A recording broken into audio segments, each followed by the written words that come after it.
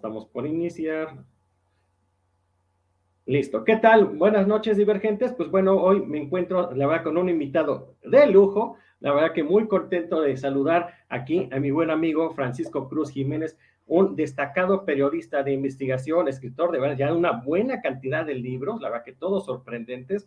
Y pues la verdad que me da mucho gusto tenerlo aquí compartiendo con nuestro auditorio. ¿Qué tal, Francisco? ¿Cómo estás? Buenas noches. Ismael, ¿cómo te va? Buenas noches. Mira, a un buen rato que no nos saludábamos, pero pues así es ahora la realidad, ¿no? Sí, Internet, las redes sociales son ya una realidad y serán todavía mejor conforme pase el tiempo. Las redes sociales son la salida ahora sí, para hacer comunicación y hacer periodismo.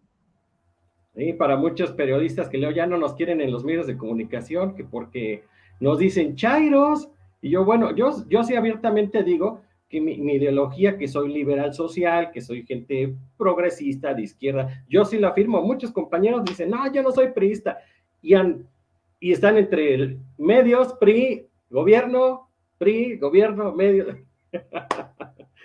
Pues Así es mira, este. no salen de la Exacto. costumbre, ¿no? Porque además también es más cómodo abrir nuevas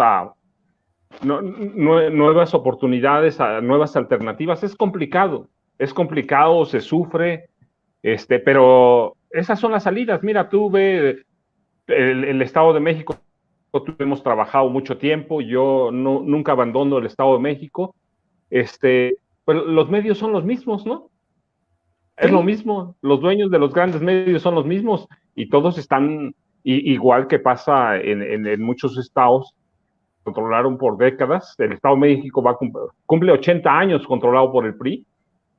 Son los mismos, es servir a la publicidad oficial. Y bueno, el periodista también se acostumbra por una parte y por otra, es lo cómodo. Es sí, lo lo cómodo. cómodo Entonces parece. el cambio Sí, vendrá cuando pierda el PRI.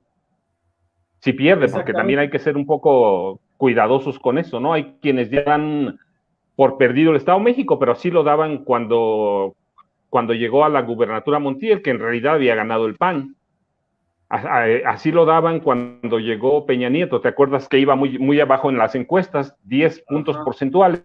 Y después que coordinaron en mucho Jesús Murillo Caram y Miguel Ángel Osorio Chong, se revierte la tendencia y gana Peña Nieto. Pero es por la guerra sucia con Rubén Mendoza Ayala, en realidad, y la compra de votos, la organización del PRI y del gobierno del Estado. Entonces, darlo por perdido ahorita es muy complicado. Y bueno, cuando llegó Alfredo del Mazo Maza, es claro que ganó la maestra Delfina. Eso es muy claro.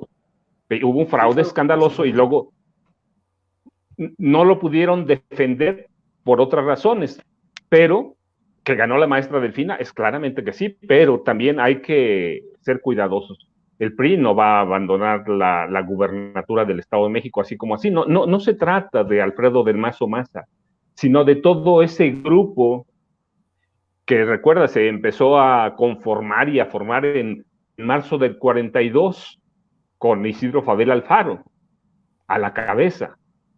Sí, Y que se consolidó en los siguientes años con Alfredo del Mazo Vélez, Carlos Can. caray. Creo que ya se nos congeló un poquito el maestro Francisco Cruz. Es lo. Paco, ¿qué? ¿Ya me escuchas? Aquí te escucho. Es que se frició un poquito tu imagen. Pues fíjate que sí es una gran historia del Grupo Atlacomulco y comenzamos con ese tema porque tenemos elecciones en el 2023 y desde este año, desde hoy, o de hecho desde el año pasado, ya están los grupos políticos del PRI saboreándose, frotándose las manos a ver quién puede ser el candidato de un estado que la verdad que, pues como tú dices, bueno, no es seguro que lo pierdan, pero tampoco es seguro que lo retengan, ¿no? Y No, hay claro, no. un Te tiro digo, de ahí. los dos lados. El PRI ha perdido varias veces. Perdió con Montiel, perdió con Alfredo del Mazo, pero la retuvo la gubernatura. Sí, no son tontos, son corruptos, pero no son tontos. Y tienen una organización muy bien definida desde el 42, ¿sí? Isidro Fabela los aleccionó muy bien, y bueno, Carlos Jan González igual, y Jorge Jiménez Cantú, que empieza con una organización ya profesional, como los Ejércitos del Trabajo, los Sagitarios, que era una organización política, claramente. Entonces, hay que tener cuidado con eso. Son corruptos, pero están bien organizados. Y la elección más cercana, la de Alfredo del Mazo Maza, es el ejemplo. ¿Tú cómo ves el factor económico? ¿Le tendrán esta vez los grandes apoyos de los capitales? Pues mira, solo hay que recordar una cosa. El Estado de México tiene un gran aglomerado económico, y empezando por un personaje, Roberto Alcántara, los Alcántara. Es un grupo poderosísimo. ¿Cuántas unidades de transporte tiene? ¿Qué son los dueños de Flecha Roja, Caminante?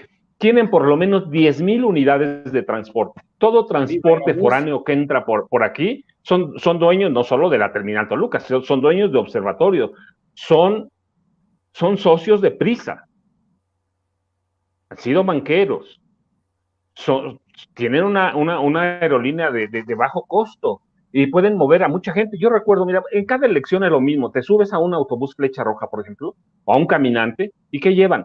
Imágenes, aunque esté prohibido ya en plena veda electoral, llevan las imágenes del candidato priista. ¿Cuántas personas se transportan cada día entre las poblaciones del Estado de México y y hacia la Ciudad de México? Son por cientos de miles, ¿sí? Por semana. Es cualquier cantidad, solo hay que echar una vuelta a observatorio para ver cuántas personas llegan del Estado de México. Entonces, tiene un grupo poderoso. Y luego, bueno, tienes además los otros grupos, por ejemplo, Arturo Montiel tiene mucho dinero, robó cualquier cantidad de dinero. Emilio Choifet tiene. Enrique Peña Nieto, no se diga, tiene mucho.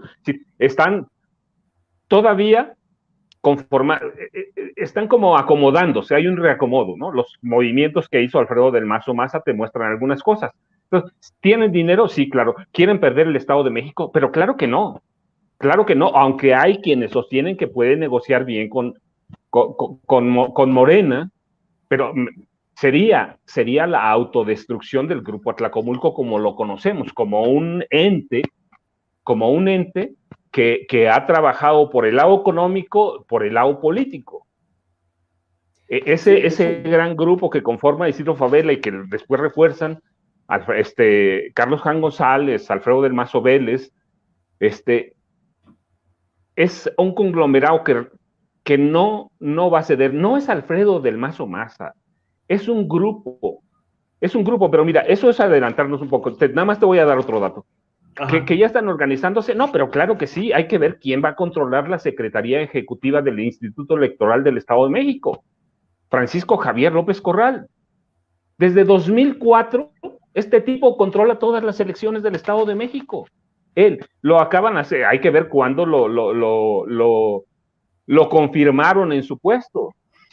No se trata solo del control económico, del control político, sino del control electoral a través de entes como el Instituto Electoral del Estado de México. Ellos tienen el control. Hay que ver cómo se mueven los consejeros. Por ahí debe haber nada más una que es independiente. Todos los demás están plegados al PRI. Pero te digo, el punto central, claro, el punto central es el Instituto Electoral del Estado de México, que ellos controlan desde 2004 a través de este personaje, Francisco Javier López Corral. Y luego tienen otras organizaciones muy bien estructuradas. La tarjeta rosa. ¿Quién la controlaba? ¿Quién ahora controla el PRI? Que se estructura la tarjeta rosa como se estructuró Fuerza Mexiquense con Arturo Montiel, como se estructuraron los ejércitos del trabajo. Tienen el mayor sindicato controlador, el de maestros al servicio del Estado de México, el CEMSEM. y lo tienen muy bien estructurado. Entonces, te digo, solo de entrada eso, pero te escucho ahora sí. Sí, no, es que tienes razón. Yo aquí en Divergente lo he comentado mucho que la derecha busca tener siempre el órgano electoral bajo su control porque es el que le permite llegar a sus amigos y es el que le permite bloquear a sus enemigos. Y como dices, por ejemplo, ahorita en este enroque que hubo entre el nuevo dirigente estatal del PRI, que aunque muchos dicen que tiene cara de menso, pues es muy taimado y viene de ocupar el desarrollo social, y luego la ex Pero dirigente. mira, no solo el desarrollo social, recuerda, ¿cuándo reclutan a Eric Sevilla Montes de Oca? En 2020, perdón, en 1996, cuando pierde por primera vez Lerma. Y luego lo rescatan. Y Peña lo hace coordinador de giras. Y luego lo hace director de prevención y readaptación social. Es decir, tiene cara, pero estructuró muy bien el salario rosa. Hay que ver cómo está estructurado. Hay que ir a cualquier municipio que vayas. Todas las mujeres que están ahí está garantizado que son priistas. A algunas se le puede escapar, pero lo han controlado muy bien. Lo llevan ahora al PRI. ¿Para qué? Para que termine de hacer bien los enroques. Si no son tontos, se están preparando. Quienes opinen que va a negociar con Morena, puede ser, pero no van a negociar. Ese es el fin del grupo Atlacomulco. Pero mira, antes de llegar al 2023, tienen que cruzar el 2022. ¿Sí? Tienen que cruzar el 2022. ¿Con elecciones a dónde? Dos estados que son clave. Oaxaca, que controlan los Murat. Murat, el papá, José Murat Casab, que está casado con una de las accionistas de los de este conglomerado de autobuses, ¿sí? Está casado con una de ellas, de las Alcántara, con Alcántara Rojas, está casado. No es un juego. Entonces, tienen que pasar por Oaxaca, por un lado, y luego tienen que pasar por Hidalgo, que es otro bastión del PRI histórico. El grupo Hidalgo es anterior al grupo Atlacomulco. Es todavía muy anterior. Con Javier Rojo Gómez se conforma a finales de los 30 y sus mayores representantes, ¿quiénes son ahorita? Jesús Murillo Caram y Miguel Ángel Osorio Chong. ¿A quién llevan? A Carolina Vigiano Austria, que es una mujer que además de servir y servirse del grupo Hidalgo o grupo Huichapan, como quieran llamarle, ¿sí? Representa a los viejos caciques del PRI en Hidalgo y a los a los Moreira de Coahuila también. Los Moreira de Paz. ¿Sí? Entonces, primero hay que pasar esas dos aduanas. Todas las encuestas marcan en los dos estados, va a haber elecciones en 6, pero esos dos son clave para el PRI. Sí. Uno, porque es histórico. Hidalgo. Oaxaca ya lo han perdido. Todas las encuestas dan ganadores a Morena. La cuestión es, ¿va a ganar Morena? ¿Se va verdaderamente el PRI va a ceder? ¿Va a ceder? No, están comandados en este momento por Claudio X, eso es clarísimo. Y no quieren perder más. Llegan a perder Hidalgo, llegan a perder Oaxaca y se va a desmoronar el PRI. Por lo menos va a haber una rebatiña clara de poder ahí. Alejandro Cárdenas no va a aguantar más. ¿Cuánto más van a aguantar perder?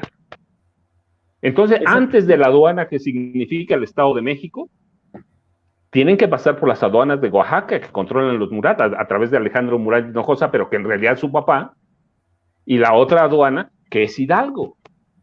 Pero además, mira, no son tontos los priistas, eso hay que reconocer, tienen una narrativa bien, pero Carolina Villano no va inicialmente como candidata del PRI, va como candidata del PAN. ¿Recuerdas aquella frase o aquel señalamiento que hizo Claudio X González? Aunque nos dé asco el PRI, hay que votar por ellos, hay que ir con ellos. Bueno, Carolina, tomando en cuenta ese asco, que hablaron ellos, que habló Claudio X González, no nosotros, Claudio X González, con todas esas, entonces entró primero no por el PRI, entró por el PAN. Sí, sus fórmulas raras. Claro, no, pero son fórmulas negociadas, son fórmulas para quitarle un poco, todo el alcance de rechazo hacia el... Entonces van a tratar de entrar. Primero entraron con el PAN como candidata de esa coalición rara, ¿no? PRI, PAN, PRD. Bueno, PRI, PAN, PRD verdaderamente es un fantasma. Y yo te decía, ese es el primero, Hidalgo, y segundo también en misma importancia, Oaxaca, ¿sí? Murat, el papá está casado con Aurora Alcántara Rojas. Eso ya te dice el apellido. Grupo Atlacomulco pleno. Entonces, Acambay, sí. Gilo, todos esos. Acambay directamente, los Alcántara Rojas y los Alcántara Miranda. Entonces, su poder económico es grande, pero el Estado de México todavía es superior. ¿Cuánto les da? ¿Cuánto es el presupuesto para este año? Cerca de 400,000 millones de pesos. Con eso le sirve para mantener a ese grupo y le sirve para mantener al PRI. Ellos lo sostienen. Hay que ver quién es el secretario de organización, quién es el secretario de elecciones. El grupo Atlacomulco, claramente. El grupo Atlacomulco. Entonces, si pierden Hidalgo, pierden Oaxaca, va a haber una recomposición en todo el PRI y por lo tanto va a haber un estallido en el Estado de México. Sí. Y luego, otra cuestión. Ajá. ¿Va verdaderamente Arturo Montiel a no meter las manos? Bueno, ya lo hemos visto paseando, ¿sí? Apareciendo en fotos, apareciendo con alcaldes, ¿sí? ¿Lo va a dejar? Pues otra vez vamos a la historia del secretario ejecutivo del IEM, Francisco Javier López Corral, y vayamos con Eric Sevilla Montes. No son personajes que se insertaron hoy, no son de hoy. Y Francisco Javier López Corral tiene todo el teje y maneje de las elecciones. Lo ha tenido desde 2004, pero antes de eso están las aduanas de 2022, las elecciones de junio, en Hidalgo y en Oaxaca. Entonces, esa va a ser su primera aduana. ¿Por qué? Porque si pierden, como se espera, tendrá que haber un terremoto en el PRI. Sí, ¿Quién lo va a controlar? Ajá. Ese terremoto puede ser todavía más grave si se pierden las otras 4 gobernaturas, ¿no? Que es en Tamaulipas, Aguascalientes, ¿dónde más? Los otros 2 estados, bueno, los otros 4 estados, ¿no? Sí, depende cómo le vaya a esta alianza, iconoclasta, rara, tóxica del Va por México, que pues al parecer van a ir en alianza, ahí les quedará un ánimo, ¿no? Yo creo que de eso va a depender mucho quién sea el candidato en el Estado de México, ¿no? Pasando junio, julio de este año. Sí, claro, después de las elecciones, mira, se podrán ir acomodando los cambios que hubo en el PRI y en el gobierno del Estado, muestran que son buscapiés. Hoy todo mundo se apunta, ¿sí? Empezando por Elías Rescala Jiménez, Ana Lilia Herrera Ansaldo, Ernesto Nemer Álvarez, que es el control de Choefet. Tienen, pero todavía no tienen definido. Esto tiene que dejar pasar las elecciones de Hidalgo y de Oaxaca. Las otras 4 importan, pero tienen dos históricas y que son estados, bueno, Hidalgo, que es un estado fuerte, y Oaxaca, que les va a representar algo. Entonces, lo pierden y va a haber movimientos en el PRI necesariamente.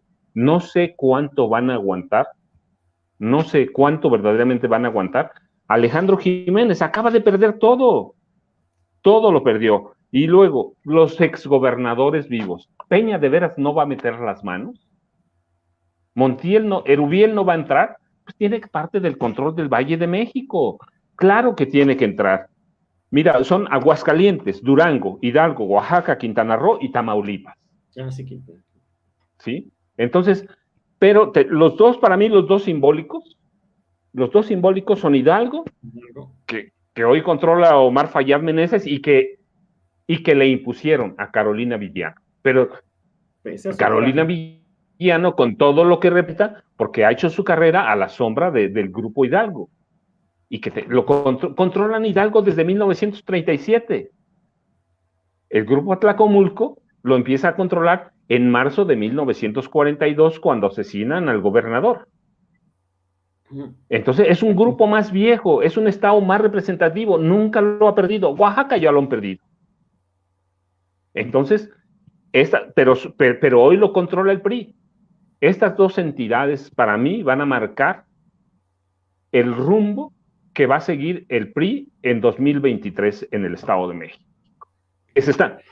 Eso no quiere decir que no están haciendo nada. Otra vez, volvemos. ¿Cómo lo van a controlar? A través del Instituto Electoral del Estado de México. Y solo hay que ver a los personajes clave, pero el clave es la Secretaría Ejecutiva, que se la sacaron de la manga, ¿sí? No existía hasta que llega López Corral, llega y primero llega como un especialista en tecnología y en realidad lo dejan como director del servicio electoral de 2004 a 2008 y después se inventan la Secretaría Ejecutiva, pero él les ha controlado todas las elecciones, todas. Tienen todo el manejo electoral y te digo, de los consejeros, una se salva. Así es. Todos los demás. Y ya veremos en el proceso que se van a ir cerrando los medios también. ¿Más? Que Morena entró la parte del Poder Ejecutivo, sí, pero el que suelta la lana para los periódicos, para la publicidad, para todo, es el gobierno del Estado. El que controla, ¿quién? Bueno, no sé si lo controle Alfredo del Mazo Maza, pero por lo menos él firma. Y firma como gobernador.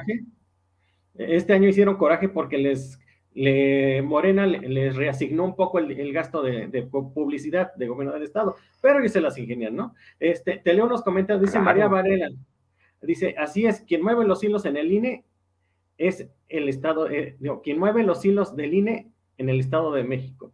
Pues sí, bueno, apenas vino por acá Ciro Murayama como para aleccionar, decir, a ver cómo se las gasta, ¿no? Pero María, mira, ¿quién es? Viene Ciro Murayama, ¿quién es? Otro mafioso. Un mafioso ¿sí? Que sirve en el INE, que sirve al PAN y al PRI desde el INE. Un mafioso. De hecho, él controla mucho a Lorenzo Córdoba. Si Lorenzo Córdoba da la cara, pero el mafioso real, bueno, los dos son mafiosos. Los dos son pillos, son tranzas, y los dos sirven, hay que ver quiénes los pusieron, el PRI y el PAN. Recuerda, ¿qué era el INE? Un organismo en el que se otorgaban cuotas a los partidos políticos. O sea, no eran consejeros verdaderamente ciudadanos, eran cuotas de poder para los partidos políticos. Y así llegan Ciro Murayama y Lorenzo Córdoba, Vianello. Vienen acá, pues sí, vienen a tirar línea, pero su línea es el PRI y el PAN. Ellos sirven a esos dos. Y el Instituto Electoral del Estado de México, pues todos, de la presidencia para abajo, sirven al PRI. Entonces, y te digo, pero hay que ver. Ajá. Incluyendo a los representantes de partido, porque el PRI no, pero claro, ha avasallado al PRD, al PT, a todo lo que se dice oposición, pero sobre todo PRD, PT, y de Morena se ha visto una defensa muy flaca por parte de sus... Mira, esa es otra cuestión de lo que va a influir en el Estado de México. ¿Cuánto verdaderamente la gente de Morena conoce a los priistas? A mí dije mala palabra. Hay elementos para advertir y para documentar y para demostrar que Morena todavía no entiende cómo funciona el Grupo Atlacomulco. Le cuesta mucho trabajo entender. Y esa es una clave. Y luego la otra, mira, todo el sur está controlado por el crimen organizado. Hay que ir, mira, un municipio que me salga ahí nada más, a bote pronto. Coatepec, Carinas. No, man. ¿Sí? Pero al que sea, que tú veas, Tejupilco, Temascaltepec, Lubianos, a que veas, ¿sí? Cada uno va a jugar un papel fundamental. ¿Con quién van a jugar? Pues ahora como han jugado siempre, van a jugar con el PRI. Entonces, no hay que descartarlos. Que hay mayor simpatía hacia Morena, bueno, la maestra Delfina, queda claro que ganó las elecciones y que hubo un fraude escandaloso. Y a través de ese fraude, claro, mucho dinero, como suele soltar el grupo Atlacomulco, porque eso hay que advertirlo, en su narrativa suelta mucho dinero. Recuerda lo que siempre se ha dicho aquí, el PRI roba, pero nos deja robar. Sí, crearon una generación de mexiquenses, o varias generaciones de mexiquenses, que están acostumbrados a robar. Sí, los ciudadanos también, porque están cómodos recibiendo materiales para construcción, están cómodos recibiendo becas. Hoy te digo, la tarjeta rosa y otros programas sociales, pero la tarjeta rosa la tienen muy bien estructurada. El Oye, PRI, Paco, y a eso va Eric Sevilla. Te oigo. Dice, pregunta María Delgado, ¿cuál es tu pronóstico y su panorama para el Estado de México en 2023, para el siguiente proceso electoral? Así muy, pregunta María Delgado. Pues mira, es lo que estamos platicando, justamente sí. Todavía es complicado porque tienen que esperar.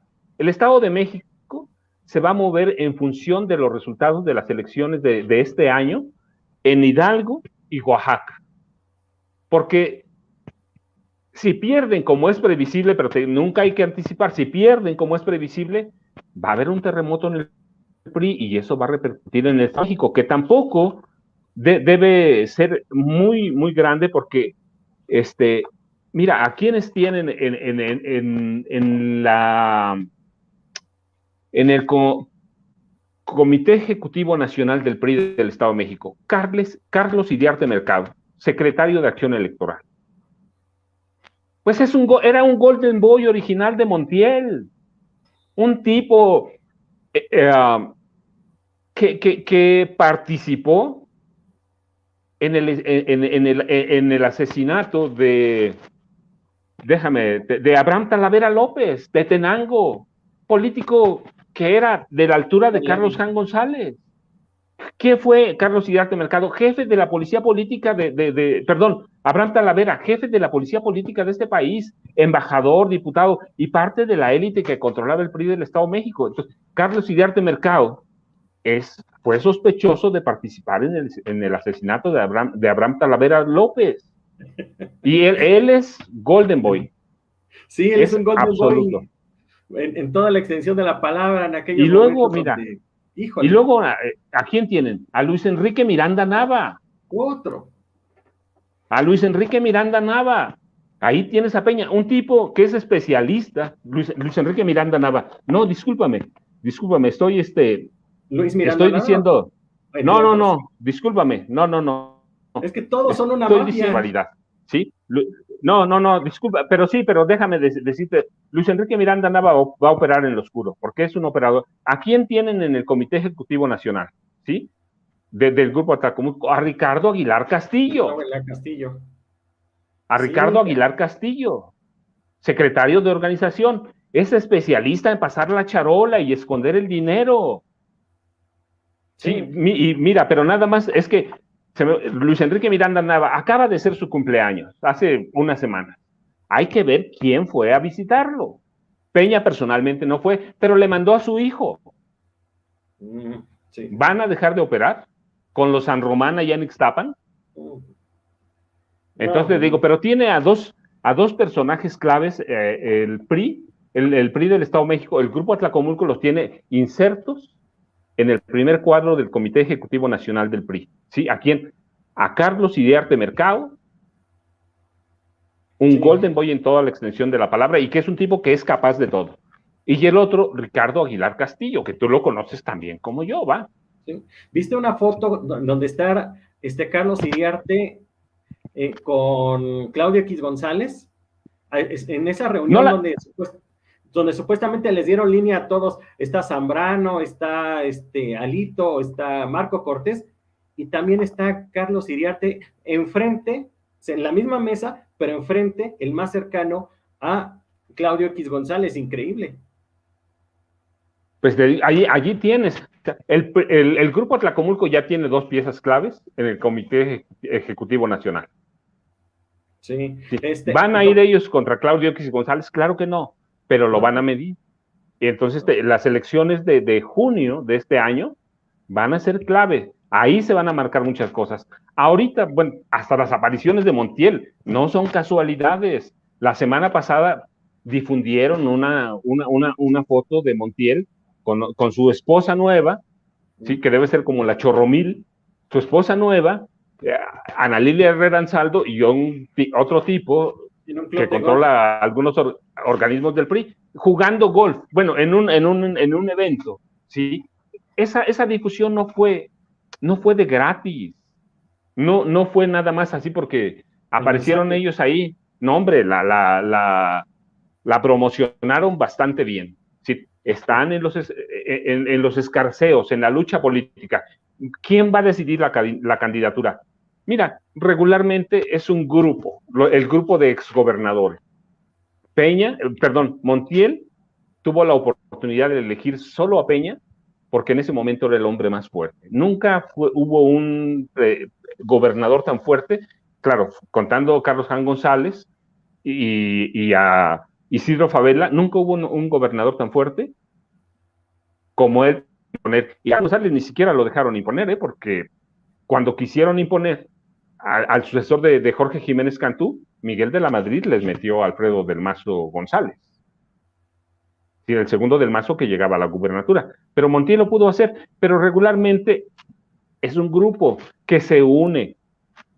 Y yo, cuando te digo que todavía Morena no entiende cómo funciona el PRI, es porque piensa que van a ir muy bien, van a ir decentes. No, es un grupo muy homogéneo que se va a juntar en las elecciones. No quieren perder el Estado de México, no tienen planeado perderlo, son casi 400,000 millones, son especialistas en robar dinero y con eso pueden sostener lo que tenga del PRI. No tengo duda que quieren ganar. Sí. Por más que Alfredo del Mazo sea un tipo gris, sea un tipo plástico, sea un tipo sin emociones, que no le importe nada y que no controle, es un tipo gris en el Estado de México.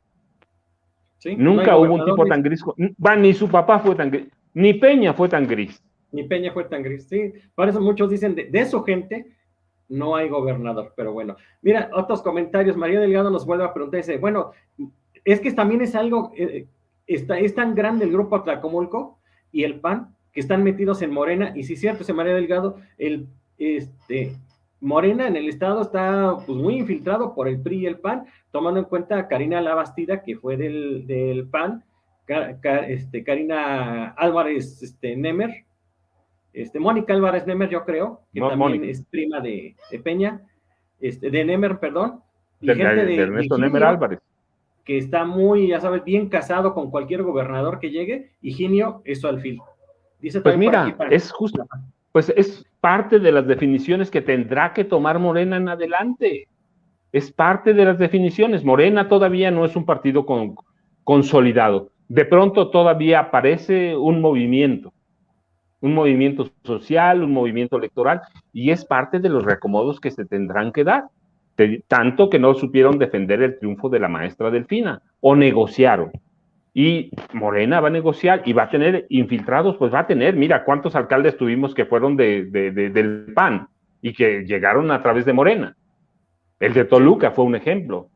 Y fueron un desastre.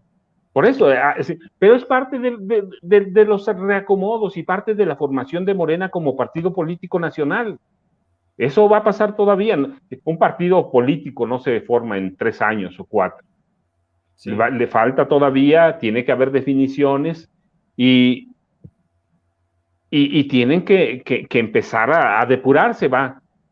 Ahora, que también va a haber muchos priistas, pues por desgracia, era como la Iglesia Católica, nacías católico ya por nacimiento, pues así te hacías priista nada más por nacimiento. ¿Sí? Pero pues hay que ver la historia. ¿Cuántas décadas este país lo controló el PRI solamente?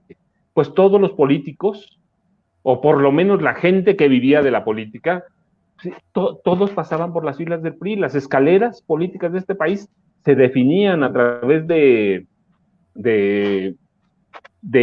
PRI. Sí, no hay que la subían. Claro, algunos sí, claro. Mira, ¿cuánto tiempo o cuántas décadas tardó en llegar un tipo de gobernador que del Valle de México? Hasta Erubiel. Hasta Erubiel. Antes no le permitieron nada, nada le permitieron. Hasta querían Entonces, dividir el estado con tal de que hubiera un gobernador de allá. En claro, un entonces momento se planteó. El PRI llega a ser pragmático en algunos momentos y tiene que serlo. Entonces, Sí, hay que tener cuidado. hay que tener cuidado. Nos pregunta María Varela y también Adrián Alejandro Mosqueda, dice María Varela, ¿quién va a ser el candidato de Morena? Y por otro lado, Adrián Mosqueda dice, ¿qué le parece el papel de Maurilio Hernández al frente de la legislatura? No, ¿Y quién pues, va a ser el candidato? no, mira, Morena todavía no se define. Están igual y están esperando. Están esperando. ¿Qué tiene Morena? Negociadores, vividores también todavía. Sí, todavía. Hay que esperar que se vayan conformando, se vayan asentando. Todavía a mí en el Estado de México me da la impresión, no en el Estado de México, todo el país, todavía no son un partido real. El PRI era una maquinaria. Morena todavía no es una maquinaria, si bien es cierto que ganó las elecciones pasadas en todo el país, ganó la mayoría de las gubernaturas y va a ganar otra vez. La cuestión no es si gana o no otra vez, sino cuándo y cómo se va a consolidar como partido político formado por morenistas. Es lo que quisiéramos saber. Es lo que quisiéramos saber. Pero es como, mira, es como sacar una bola de cristal y empezar a que fluya el humo y que fluyan los nombres. Todavía falta. A ver cuándo Pero sus porque a eso, magistrados.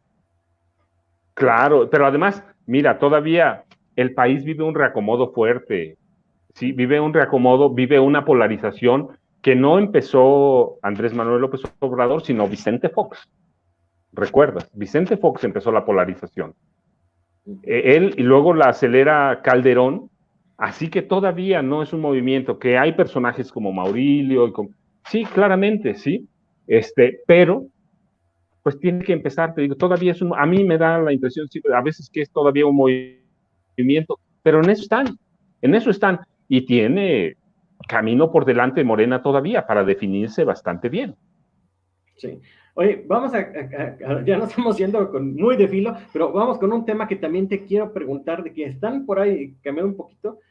La derecha está desde el inicio de la administración del presidente, incluso Denise Dresser, utilizando siempre un juego de palabras como lo que acostumbra hacer, diciendo que el presidente fue a hablar a la embajada de Estados Unidos de que iba a militarizar el país, y es parte del discurso de la derecha de que está militarizado. Pero déjame ponerte un video en donde esta es una nota de un comentario de Luis Cárdenas. Tú sabes cómo es de No, la sí, derecha ¿no? plena, Pero extrema derecha. representa el discurso. Pero vamos a ver un momento de este comentario que hice en el Universal.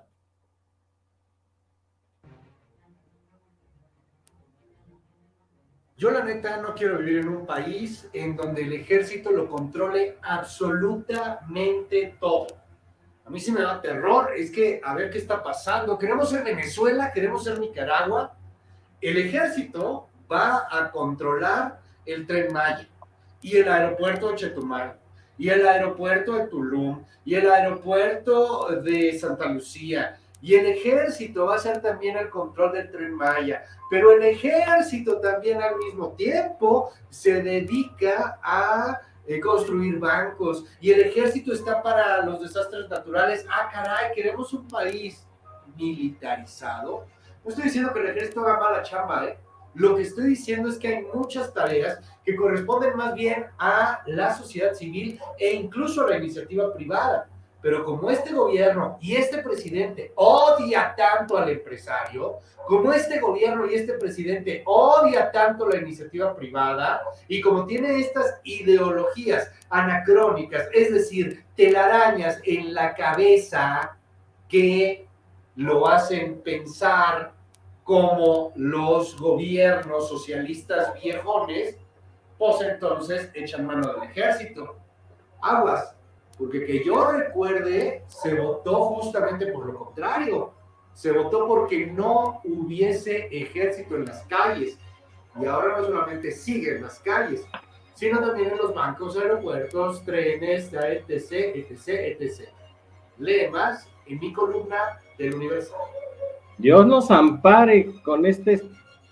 No, con bueno, este mira, con todo cariño lo digo porque algunas veces he platicado con él. Fue un periodista de extrema derecha, pero extrema derecha, pero ya se le olvidó que ya hemos sido Venezuela. Sí, hay que ver cómo nos fue en el gobierno de Miguel de la Madrid. Éramos Venezuela. Con López Portillo, devaluación cada 3 minutos. Devaluación cada 3 minutos. Hasta que llega Salinas y le quita los ceros al peso, pero no le quitó, no lo subió valor. ¿Sí? Ya fuimos Venezuela, ya fuimos. Y te voy a dar otros ejemplos. Ahora hablamos de la militarización de López Obrador. Pero Venezuela ya fuimos. Nicaragua ya fuimos. Hay que ver cuántos muertos nos dejó la guerra sucia. La gente no se acuerda, no hace mucho. Hemos tenido 2 presidentes abiertamente asesinos en la presidencia de la República. Uno, Gustavo Díaz Ordaz. El otro, Luis Echeverría. Y tuvimos un mexiquense que fue un represor, además de borracho represor, ¿sí? Que aquí adoran. Sí, en el Estado de México adoran. Adolfo López Mateos, un tipo que nunca debió ser presidente de la República. No, te lo digo abierto porque no lo digo ahora, lo he escrito. El tipo nunca debió ser presidente de la República. ¿Por qué? Primero porque llegó enfermo a la presidencia. Apenas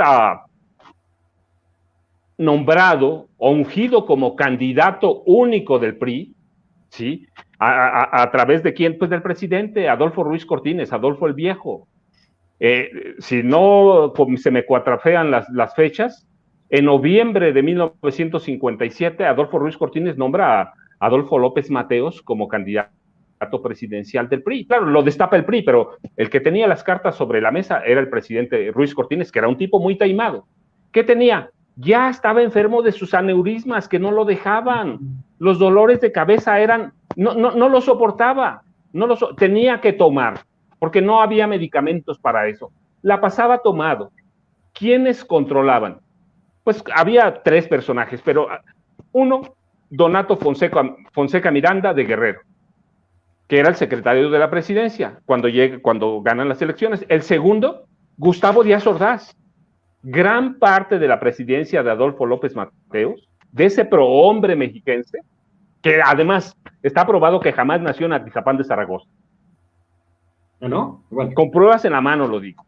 Está probado que no nació en Atizapán de Zaragoza, por más que allí tengan su casa, por más que tengan su monumento, él nació en la Ciudad de México. Tampoco era guatemalteco, como le inventó un diputado federal del Estado de México en 1942, porque salió del Estado de México, del grupo que conformaba Isidro Fabela, Adolfo Manero. Entonces, el presidente López Mateos nunca controló la presidencia. ¿Quién la controlaba? El secretario de Gobernación. Y el secretario de Gobernación, de él sale la orden, por ejemplo, para asesinar a Rubén Jaramillo Menes, el último zapatista y el padre de la guerrilla moderna de este país. A Rubén Jaramillo Menes, a su esposa y a los 2 hijos, a la esposa embarazada. Sí. Y después, pues llega a la presidencia, ¿quién? Gustavo Díaz Ordaz. ¿Y qué hace? Pues el 2 de octubre no se olvida nunca. Y que todo mundo carga en los asesinatos a Luis Echeverría. Pero el presidente era Díaz Ordaz, pero además era un hombre de mano dura. Él había ordenado como secretario de Gobernación el asesinato de Rubén Jaramillo Menes, la esposa, y él ordenó toda la represión. ¿Por qué? Porque el otro la pasaba encerrado tomando. ¿Por qué? Por las jaquecas, no jaquecas, tenía neurismas, de una golpiza que le habían dado en la campaña de Vasconcelos. Así que ese prohombre que nos pintan del Estado de México no existe. Existe una narrativa y existe una historia oficial que es falsa. Bueno, entonces ya fuimos. Y mira, nada más para terminar, con los que hablan de la militarización y luego vamos a lo de López Obrador. Para terminar, ¿cuántos muertos hubo en el sexenio de Luis Echeverría. La guerra sucia no se puede olvidar en este país. La guerra sucia empieza ¿con quién? Con Gustavo Díaz Ordaz. Al Corona del Rosal, que era el regente, gran amigo de López Mateos, él conforma grupos paramilitares desde fines de 50, principios de los 60, ¿y qué hacen? Matan y asesinan. ¿Y qué hay en la guerra sucia? Un ejército que mataba. ¿Sí? Entonces ya hemos ido a Nicaragua, ya hemos ido a Venezuela, para que la gente no se olvide. Y sí, luego se asusta Luis Cárdenas de que el ejército vaya a controlar todo, pero nos controló un narcotraficante. Tuvimos un cártel abierto en Los Pinos a través de Felipe Calderón y de Genaro García Luna, documentado. No te lo hablo con datos al azar que me estoy inventando. Tengo un libro que se llama Genaro García Luna, el Señor de la Muerte, que documenta paso a paso cómo desde la presidencia de la República se controlaba el narcotráfico y controlaba toda la vida de este país. Controlaba a todas las organizaciones del crimen organizado. ¿Y qué dijeron? ¿A Luis Cárdenas Palomino? ¿Luis Cárdenas salió a decir algo? Es que ya se me cuatrapeó el apellido con el otro Luis Cárdenas, con sí, Palomino. Sí, pero este periodista, mira, que lo conozco bastante bien, ¿sí? ¿Alguna vez dijeron algo? ¿Alguna vez cuestionaron, documentaron, investigaron cómo teníamos en la presidencia de Calderón una organización del crimen organizado?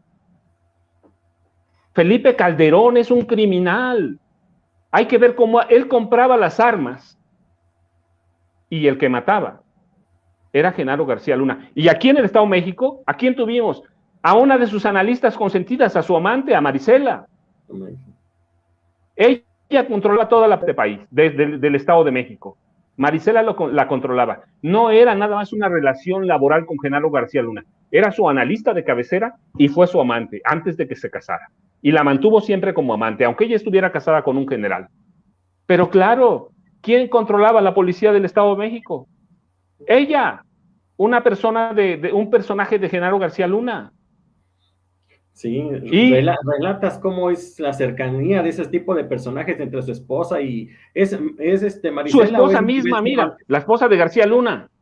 Era también analista del CISEN, era de sus analistas de cabecera. Luego la dejan fuera del negocio porque se casa con él y tiene 2 hijos, pero si no se hubiera casado con García Luna, ella era parte de esa hermandad del CISEN para controlar el crimen organizado, no solo el narcotráfico, que quede claro, el crimen organizado, mira, este país es de poca memoria, de muy corta. Este país ya había tenido intentos desde la presidencia de la República por controlar a todas las organizaciones del crimen organizado, ¿sí? Carlos Salinas de Gortari tuvo a su Genaro García Luna, tuvo a su Genaro García Luna, ¿sí? ¿Y qué hizo? Pues este país se hizo un narcotraficante. Pero claro, hay que aclarar la historia. No, el narcotráfico no es un problema nuevo en este país. En 1932 tuvimos a un presidente narcotraficante, mafioso, que trataba con las mafias de Nueva York, de Chicago, Abelardo L. Rodríguez. Entonces ya hemos tenido, y luego en el 46 tuvimos otro presidente narcotraficante abierto, pero que todo mundo no lo ve como tal, Miguel Alemán Valdés. Desde su casa, su residencia personal o familiar, salían los operativos contra el narcotráfico, coordinados por el coronel Carlos I. Serrano, que era presidente del Senado. Y ellos controlaban todo el dinero del narcotráfico. Y el de Salinas, Guillermo González Calderoni, hace lo mismo, ¿sí? Desde la Dirección Federal de Seguridad. ¿Sí? Ya fuimos Nicaragua, ya fuimos Venezuela, ya fuimos Colombia. Y eso la gente no lo ubica. Ya lo hemos tenido grandes cárteles en la presidencia. El más visible claramente es el de Calderón, porque fue abierto. Y porque Genaro García Luna controló por casi 18 años, casi. Porque también lo hizo con Peña, aunque no tenía cargo. No tenía, pero por debajo del agua le entregaron cientos de miles de millones de pesos. Está documentado. Peña le entregó dinero a través de quién? De Miguel Ángel Osorio Chong. Entonces ya se les olvidó todo eso. Ya se les olvidó que ya hemos sido, todos esos países que tienen miedo, ya lo vimos. Hay que ver, te digo, hay que acercarse al sexenio de López Portillo y de Miguel de la Madrid. Miguel de la Madrid, con él quiebra la bolsa. Y Miguel de la Madrid, te lo digo porque él lo cuenta en sus memorias, quiebra la bolsa y le roban a los pequeños inversionistas, no medianos, casi 400,000 inversionistas en las casas de bolsa, pierden sus millones. Hubo suicidios que esa prensa nunca reportó. Hubo una locura. ¿Y qué salen? Pues después sales, por ejemplo, había un personaje dueño de una casa de bolsa, que tenía 50 millones de dólares, era su fortuna contable.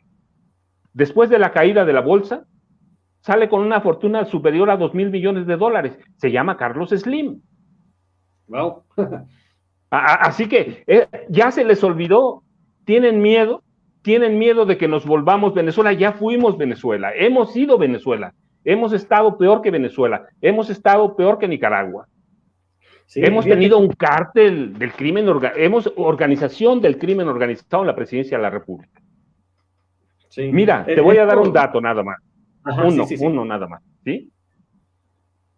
En el sexenio de Felipe Calderón, más de 6,000 personas fueron encarceladas solo porque los identificó como narcotraficantes que llamaban detector molecular de drogas y dinero del narcotráfico, que fue un invento, que fue una tranza por la que se robaron Calderón y Genaro García Luna por lo menos 50 millones de dólares, que se la compraron a un británico, que así se llamaba, sí, detector molecular, y la compró el ejército, la compró la Policía Federal, la compró Pemex, la compró el Seguro Social, y así más de 6,000 personas, de ellas todavía muchas hay presas, encarceladas, porque ese famoso detector decía que sí, cuando el ejército detectó que era una burla, desaparecieron los detectores. Pero así las compraron. ¿Por qué las compraron?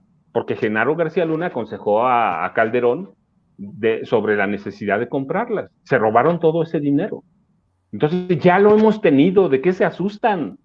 ¿De qué se asustan? Mira, esos periodistas nunca criticaron el saqueo de Peña. Está documentado. Y yo te lo platico porque además tengo 2 libros sobre Peña. 3 en esencia. Y en las 3 digo que es un documento, como es un pillo, como su familia, parte de su familia, controlaba el crimen organizado, parte de familias del grupo Atlacomulco, a través de los Mansur, de uno de los Mansur, que todavía está huyendo. Entonces, esos periodistas, mira, se asustan porque nunca quisieron documentar. ¿Cuándo hubo esos grandes periodistas de Ciudad de México que vinieran a documentar matanzas de mujeres? Tenemos 2 ciudades que son las que más mujeres matan. ¿Cuándo vinieron a documentar? Pero no, claro, le hablaban a Peña y desde ahí les daba información y desde ahí reportaban y lo veían como un estadista.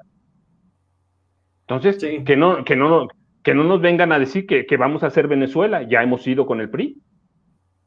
Ya sí, hemos ido un país de narcotraficantes a través del PRI, con Miguel Alemán Valdés, otro a través de un general de la Revolución, Abelardo L. Rodríguez, que es el último reducto del Maximato, porque después llega Lázaro Cárdenas, y hemos tenido a Carlos Salinas de Gortari, cuya familia ya está documentado también, pues estaban ahí los negocios, los señalamientos no son de balde.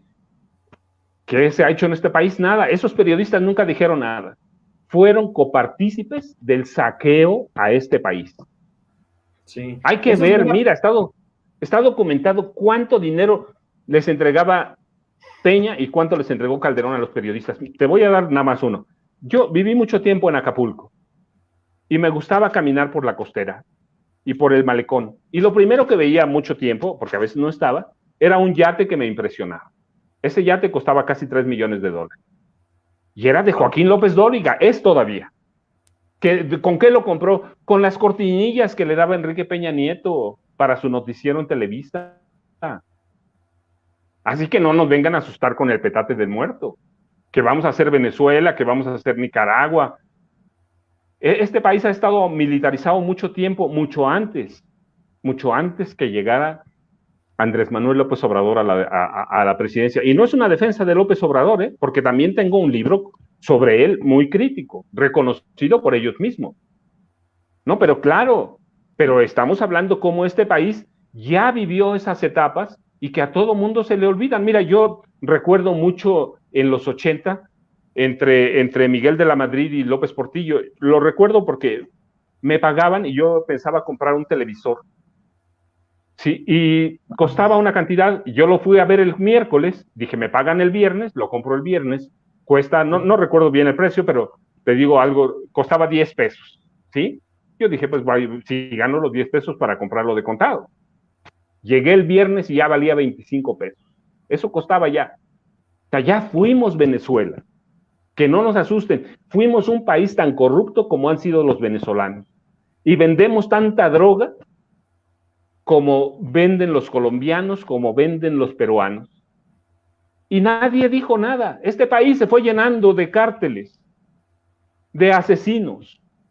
¿Quién armó al cártel de Jalisco Nueva Generación? El PRI y el PAN. Nació con el PAN, nació con Felipe Calderón. ¿Quién armó? ¿Quién es el responsable de estas? Ernesto Zedillo Ponce de León. Los Zetas, así se llamaba el grupo del ejército y por eso los llaman así. Él los sacó a la calle. Ernesto Zedillo Ponce de León. Ellos crearon a los narcotraficantes, crearon bandas de secuestradores en los 90, cuando llega Zedillo a la presidencia. ¿Quién era el responsable de luchar contra esas bandas de secuestradores? Genaro García Luna. Así que no nos vengan a espantar de que el ejército va a controlar todo. Nos han controlado los narcotraficantes y nada más para que tengas una idea. Y te doy un número ya real para que entienda la gente o más o menos yo me pueda explicar. Genaro García Luna, hasta el día que terminó el gobierno de Enrique Peña Nieto, controlaba en este país, y él no era el secretario de Seguridad Pública, controlaba 500,000 policías. No todos eran federales. Controlaba todas las policías estatales, controlaba las policías municipales. Aquí hemos tenido la matanza de Lerma, ¿te acuerdas? Uy, sí, donde se nos desmayó en la Marquesa. Claro. Entonces teníamos un ejército de policías, ya estábamos militarizados. Hay que ir a Cuautitlán, a Tultitlán. Y ha habido videos donde los jefes de la policía del Estado de México les autorizan y les enseñan cómo robarán sus elementos. Cronos. Así que no nos vengan a espantar que vamos a hacer Venezuela. Ya hemos ido. El ejército como tal debe tener ahorita 370,000, 380,000 elementos. La Marina debe tener cerca de, menos de 100,000 tiene, entre 80,000 y 90,000. La policía, entendiendo un cuerpo de federal, estatales y municipales, tenían más de 500,000. ¿Qué mayor ejército quieren?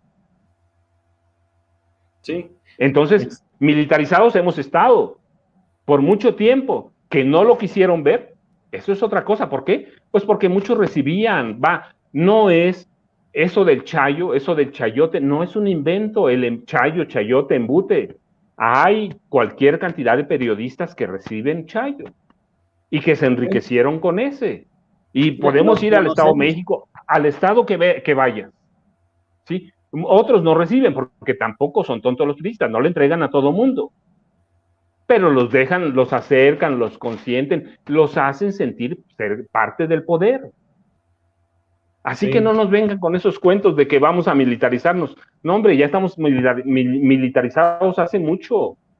Entonces, y bueno, ¿qué pasa con López Obrador? ¿Sí? Es una militarización distinta que debe entenderse en esa lógica que te estaba platicando. ¿Qué pasa cuando llega López Obrador y quiere crear la Guardia Nacional? ¿Quiénes se rebelan primero? La Policía Federal, que después intentaron, a su manera, hacer una conspiración, pero no les dio resultado porque el ejército no se unió, porque la Marina no se unió. ¿Y qué hacen? Se rebelan y paralizan parte de las operaciones de la Policía Federal.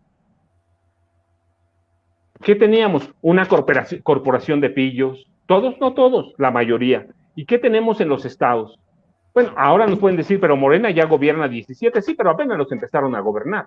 Hay que ver, yo te platicaba el caso de Marisela, y tenemos el caso de Hidalgo, y tenemos el caso de Aguascalientes, de Durango, de Oaxaca, de Quintana Roo, de Tamaulipas. ¿Quiénes controlan a la policía? Ahí, mira, cuando yo voy, por ejemplo, a las universidades, me preguntan, bueno, pero ¿por qué García Luna podía controlar 500,000 policías? Bueno, porque él tiene los expedientes, en sus archivos personales, tiene los expedientes hasta el término del gobierno de Calderón, de 500,000 policías que habían activo. ¿Sabe quiénes eran delincuentes? ¿Sabe quiénes eran criminales? Que hay una diferencia. ¿Sabe quiénes eran narcotraficantes? Entonces, ¿por qué? ¿Cómo puedes combatir a esa policía? ¿Quién puede combatirlas? El único organismo que tenemos más o menos estructurado y que también tiene fallas, porque hay generales que ya no se salvan del narcotráfico, por ejemplo, o de las torturas. Solo el ejército los podía controlar. ¿Cómo pudieron controlar a la Policía Federal que se rebeló cuando nace la Guardia Nacional? Solo a través del ejército. ¿Cómo van a controlar a la Policía del Estado de México? Te digo, es un desastre. No aquí, hay que ir, te digo, una vueltecita no le caería mal a los jefes de la policía, no le caería mal al gobernador, que no va a salir él, pero a Tultitlán, a donde vayan, a Cuautitlán, a Catepec, a Nesa. La policía estatal, te digo, al sur, que la conozco bastante bien. Acabo de ir a Coatepec, Carinas, los grupos armados por la tarde, haciendo intercambio de armas frente a las escuelas. Pues no salen, pero te digo, hay que ir a Tejupilco, hay que ir a algunos pueblos de la Tierra Caliente, los que colindan con Michoacán y Guerrero, para ver quiénes mandan. Ellos imponen presidentes municipales, ellos imponen a los tesoreros. A veces no les interesan tanto las alcaldías, sino a los tesoreros. Ellos los imponen. Y hay que ver a quiénes se refiere la gente cuando tiene problemas. ¿Van con el jefe, con el juzgado o con el juez cívico? No, van con los jefes de la maña. Ellos le resuelven hasta los problemas conyugales. Entonces, sí, ¿de qué militarización nos está hablando este tipo? Sí, mira, hoy hay un programa definido para que abandonen las calles, pero ese programa se tiene que cumplir en la medida que te explicaba. Hay hasta 2018, hasta el 30 de noviembre, teníamos un ejército de 500,000 policías que controlaba quién, el crimen organizado, a través de quién, de Genaro García Luna y de Felipe Calderón Hinojosa. Entre Peña y Felipe Calderón, más de 100 matanzas colectivas. Se conocen las que parecen más graves, ¿no? Ayotzinapa, San Fernando, pero hubo más de 100. ¿A través de quién? Toleradas por la policía, que era un ejército que superaba en número al ejército y a la marina. Sí, es lo que te quiero comentar. Realmente el hecho de que ellos afirmen que México está militarizado es mera propaganda al estilo Goebbels, porque, claro, como tú lo dices, a estas alturas, al medio sexenio, tanto de Calderón como el de Peña Nieto, ya no habían habido decenas y decenas de masacres, y en este sexenio, a la mitad, pues no sabemos de nada. Más bien, creo que en este momento los militares tienen más miedo de salir a enfrentar a la gente porque los desarman, les pegan, les lanzan botellas, los agreden, les quitan las armas, los acorralan. Pobrecitos militares, y esa es la militarización de la que hablan. Creo que por eso, mal. Mira, no solo mal, es propaganda, va. Es propaganda. Hay un grupo de periodistas, élite, esos llamados monstruos del periodismo, que están empeñados en una campaña de pandilla. Es una campaña de pandilla. Sí, el periodista tiene que ser crítico, ciertamente, tiene que informar, pero los ataques en pandilla no se valen. Los ataques en pandilla no se valen. ¿Y qué son? Son pandilleros, los hemos visto con los últimos reportajes que sacan. Mira, yo no hablo de la Casa Gris, pero hablo también podemos hablar, pero la Casa de Chocolate, la chocolatería de uno de los hijos de López Obrador. Mira, te voy a dar un dato. yo vi una entrevista a los jovencitos que elaboraron el reportaje y me da pena por ellos. Pero le hacen la pregunta, la vi con Julio Astillero, ¿sí? Con Julio Hernández. Le hace la pregunta directa a los jovencitos. ¿Hay elementos de prueba que lleven a la corrupción de la familia López Obrador, de sus hijos en concreto, o solo están infiriendo? La respuesta primero del jovencito, porque es el que responde, y dice, solo inferimos. Y luego le preguntan a la muchachita, y ella, a la reportera joven, dice, inferimos. No han documentado nada. Están infiriendo. Hay una campaña de propaganda. Están ellos trabajando para el 2024 y ya hay un grupo de periodistas, esos periodistas monstruos que conocemos tú y yo, o por lo menos los vemos en la televisión o los vemos ahora en las redes, que ellos no creían en las redes, los vemos ahí, que son abiertamente pro derecha, que estaban muy cómodos con el régimen del PAN y del PRI porque los tenía consentidos. Mira, las fotos son históricas. Loret con Peña abrazándose, casi se besan. Al que tú digas, Ciro Gómez Leiva, quién sabe, porque Peña bateaba para todos lados. Ciro Gómez Leiva, al que veas, López Dóriga, todos esos que son monstruos, ¿a poco hacían reportajes críticos? Son copartícipes del saqueo a este país. Sí, fíjate, y ahora entramos al tercer tema que te planteé sobre los periodistas. Ya que algunos andan pues por ahí muy cómodos, que forman parte de una mafia, una gavilla que es parte de la derecha abiertamente explícito. Ellos no lo dicen por hipócritas, yo aquí sí lo he dicho, yo soy progresista, me ubican dentro de la izquierda, soy liberal social, o sea, yo sí lo digo, pero ellos no dicen que son de derecha, digo, no les falta estar afiliados al PAN, pero pues mira, y además todos que se dicen perseguidos, válgame Dios. No, claro, no, pues es muy cómodo ser víctima. Mira, cualquier muerte, asesinato de un periodista, que aquí en el Estado de México ha habido, cualquier muerte es lamentable y la tenemos que condenar. Pero entre eso y hacer propaganda hay un mundo de diferencia, una línea muy grande que separa. Hay periodistas que desde la comodidad de sus escritorios están denunciando, pero nunca he visto a muchos de ellos luchar por el salario. Tú y yo sabemos cuánto ganan los periodistas, los que verdaderamente están en la calle. Yo no he visto, mira, porque yo les explicaba, acabo de ir a Tlaxcala, y yo les explicaba, yo no he visto, salieron unas declaraciones de Jorge Ramos, que está en la Universidad en Estados Unidos. Yo no lo he visto, con todos esos recursos, no lo he visto irse a meter a la sierra en Oaxaca, no lo he visto irse a meter a la Tierra Caliente, en Guerrero o en el Estado de México, no los he visto en la montaña de Guerrero. Desde la comodidad están haciendo una campaña de propaganda. No los he visto organizar a los periodistas para que ganen bien. No los he visto. Cada periodista o cada grupo de periodistas en su ciudad o en su estado hacen esfuerzos por su lado. Pero esos periodistas que luchan día a día, que son los que llevan la noticia a las que presentamos o a las que presentan ellos, esos periodistas viven en la miseria y tienen que enfrentarse a asesinos. Y nadie dice nada de eso. Es lamentable, siempre hay que condenarlo. Pero no solo de periodistas, es lamentable cada muerte en este país. Va a haber una delincuencia que es natural, sí, pero es lamentable cada muerte que haya en este país, no de periodistas, mujeres, niños, hombres que no tienen nada que ver con la delincuencia ni con el crimen. Es lamentable, del comunicador también, pero ese fue justamente el país que nos heredaron. Desde 46 para acá, 1 de diciembre de 46. Sí, hay que ver cuántos periodistas se han matado. Desde Salinas se matan con una impunidad terrible. Los matan por López Obrador, no, hombre. Si hay periodistas pillos, hay que decirlos con nombre y apellido. ¿Puede o no el presidente reclamar? Pero claro que sí, tiene derecho. Si están mintiendo, tiene que decir, y tiene que decir quiénes. ¿Es campaña contra periodistas? No, mira, ahí sí claramente no todos somos Loret. Exactamente, ¿sí? Ni ninguno de ellos. son millonarios porque han recibido mucha lana del erario.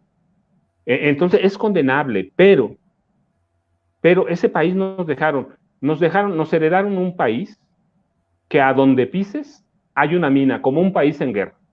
No solo que maten periodistas, mira, hay que ir al Valle de México, te subes a una combi, te subes a un micro y te asaltan, pero si podemos matar, linchar al que nos asalta, lo matamos, hacemos justicia por mano propia. Y ahí no gobierna Morena, gobierna el PRI. Tantas mujeres se matan en este estado y aquí no gobierna Morena, gobierna Alfredo del Mazo Maza, y antes gobernó Erubiel, y antes gobernó Peña, y antes gobernó Montiel, y se mataban más mujeres que en todo el país. Entonces, hay un país que heredaron y que dicen, no, pero es que están quejándose de lo que hubo, de lo que les heredaron, no pueden hacer nada. No, es que nos dejaron un país con un tejido social roto. ¿Cuándo se va a recomponer? Poco a poco. Va a pasar, mira, yo lo digo abiertamente, no voté por Morena para que me fuera bien a mí. Yo vivo con lo que trabajo, nunca he trabajado en gobierno, vivo con lo que trabajo. No voté para que me vaya bien a mí, sino para que empiecen a cambiar las cosas en este país. Los cambios son generacionales. Y me pesa decirlo, pero va a ser así, me voy a morir y no los voy a ver. Pero a lo mejor quienes vengan atrás de mí sí. ¿Sí? Entonces en este país no solo hay que lamentar, no solo hay que denunciar la muerte de periodistas, que aquí en el Estado de México hay, en Metepec, en Toluca, ahí están los nombres y apellidos. Nos dejaron un país con un tejido social roto, en el que el periodista, hay que ver, mira, una encuesta nada más, claramente cómo nos tienen a niveles muy bajos de confianza. Sí, la ciudadanía misma no confía en nosotros, hay que ver, vas a una manifestación y te intentan golpear inmediato, ¿por qué? Porque desconfían de nosotros. Eso lo causó López Obrador. No, hombre, esa es una historia larga en este país.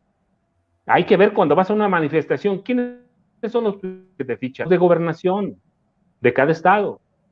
Los espías del gobierno de cada estado. Entonces, no es que hoy se estén matando, es que venimos con un problema estructural que va a llevar generaciones resolverlo. Y a través de cambios en el periodismo grandes, ¿sí? Cambios de raíz. ¿Quiénes controlan los periódicos en este país? Los mismos dueños que hace 50 años, son las mismas familias. Sí, a lo mejor ya se murió el patriarca, pero hay que ver, por ejemplo, quiénes controlan los soles. Sí, la misma familia Vázquez Raña. ¿Quiénes controlan Excelsior? Otros Vázquez, el hermano, la familia de Olegario. ¿Quiénes controlan el Universal? Los mismos de siempre. El Estado de México no escapa de eso. Ha habido grandes conglomerados que controla el gobierno a través de la entrega de dádivas. Así les enseñó Isidro Fabela, un hombre terriblemente corrupto. Sí, fue un diplomático, fue un revolucionario, que hay que alabar esa labor, pero cuando llegó al gobierno del Estado de México se corrompió. Y los enseñó a corromperse.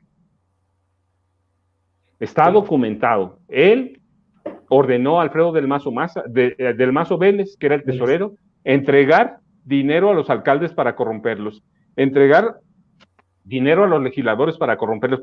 Tengo las cantidades, porque las publiqué, tú recuerdas mi libro Negocios de Familia. Están las cantidades documentadas además.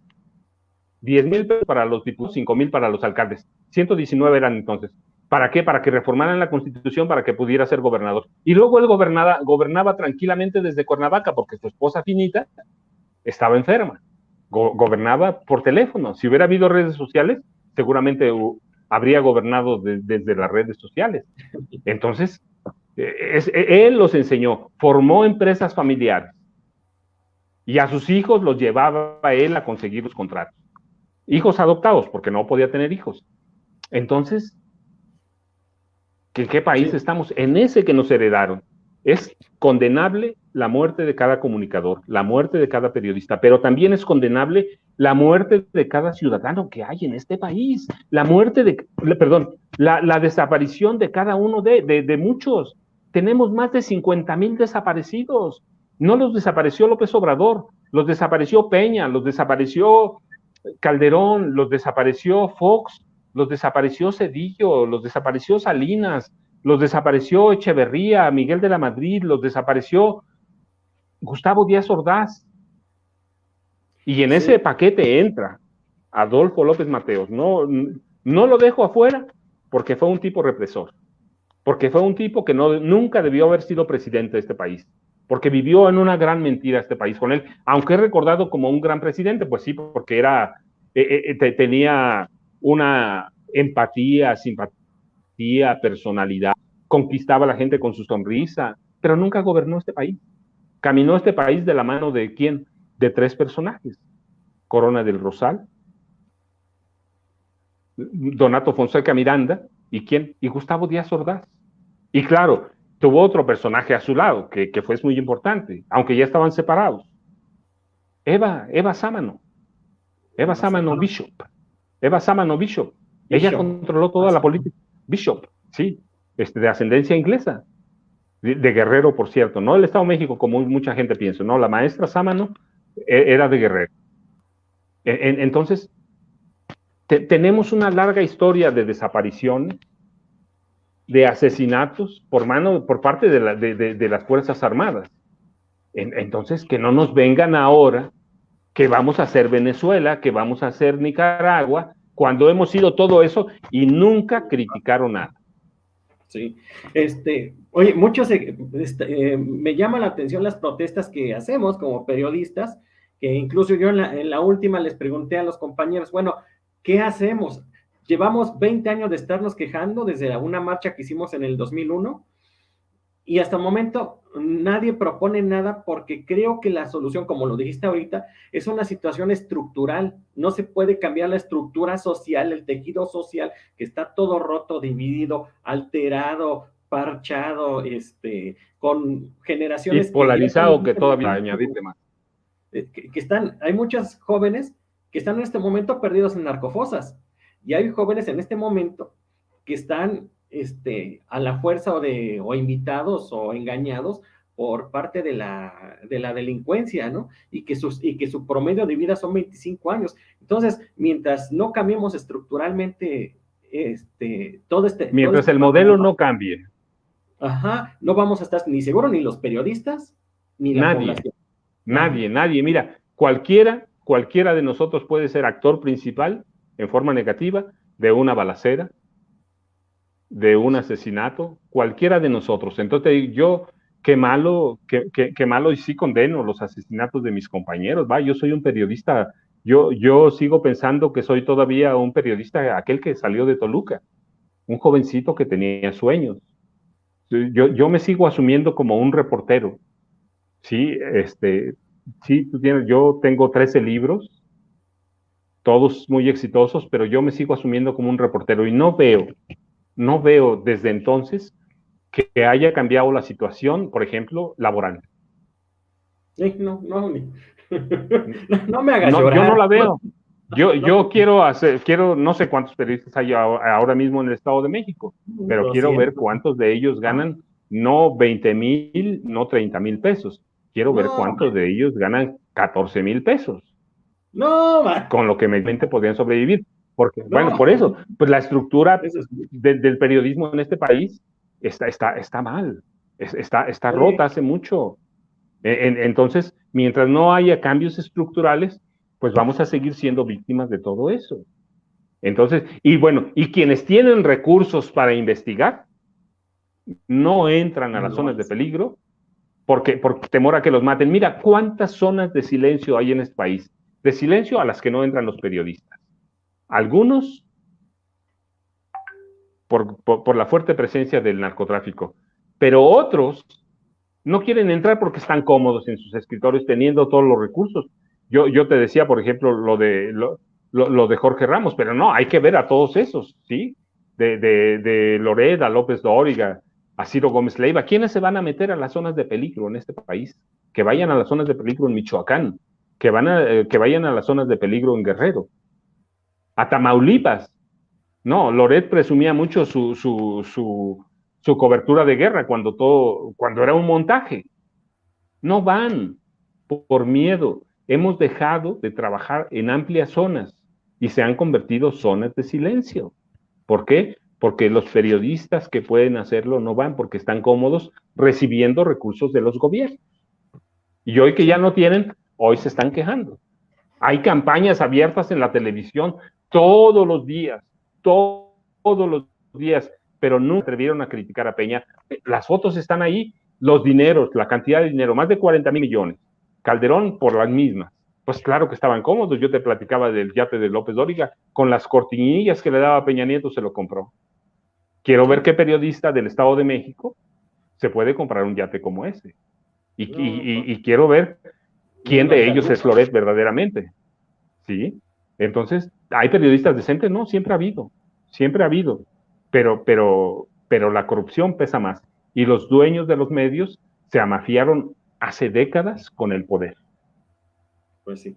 Oye, mi estimado Paco, la verdad que mira, ya nos extendimos con una plática muy, muy rica, pero creo que ya te estoy robando mucho tiempo. No te preocupes, pero, hombre, ya sabes que tenemos cualquier otro día, lo que tú gustes, Ismael. No, es que los temas son muchos, mano, porque además, yo siempre te admiro por tu trabajo y últimamente, pues la verdad que has hecho la diferencia entre algunos periodistas que se dicen de investigación como Raúl Olmos, que sale ahí a hablar con Aristegui y con otros medios, presumiendo falsas investigaciones, y tú que llegas y, como dice Vicente Serrano, dejas la víbora chillando, pero tremendamente.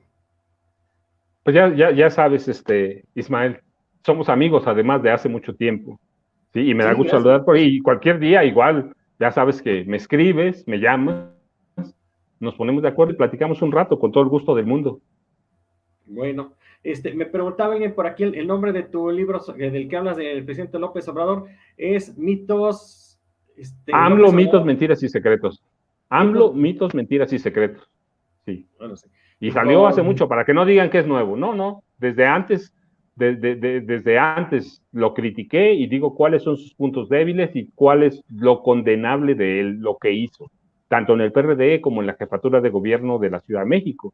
Sí, claro, no, mis libros no son para alabar a nadie, pero tampoco le entro a campañas. Eso. No, la verdad que mira, yo te agradezco realmente este espacio, ha sido muy aleccionado, muy interesante.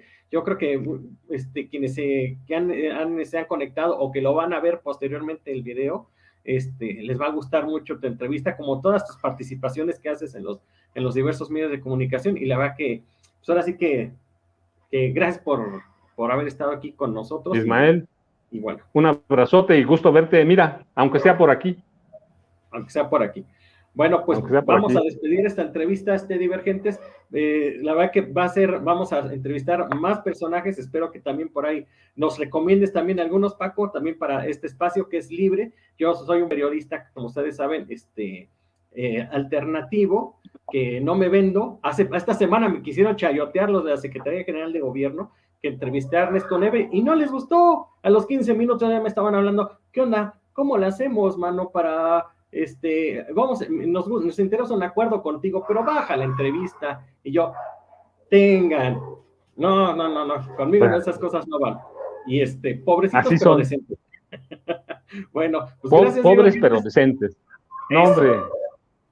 Bueno, vamos a cortar y nos estamos viendo. Gracias, Divergentes. Buenas noches.